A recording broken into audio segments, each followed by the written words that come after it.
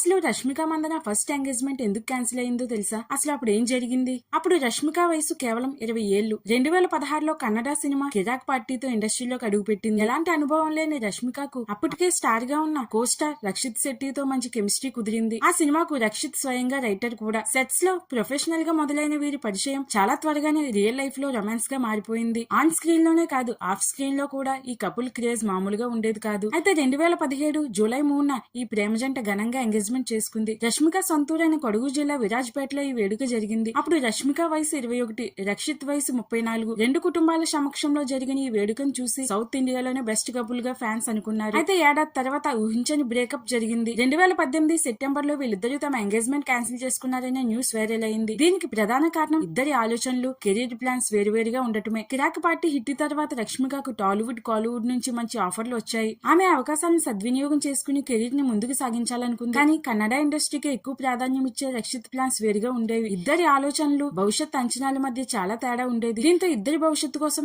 ఎవరి కెరీర్ పాడవ్వకూడదనే ఉద్దేశంతో పెద్దల సమక్షంలోనే విడిపోవాలని నిర్ణయించుకున్నట్లు రష్మిక తల్లి సుమన్ మందన అప్పట్లో క్లారిటీ ఇచ్చింది. అది ఇద్దరు విడిపోయిన తర్వాత రష్మిక రేంజ్ పూర్తిగా మారిపోయింది. పుష్ప, యానిమల్ లాంటి సినిమాలతో పాన్ ఇండియా స్టార్ గా ఎదిగింది.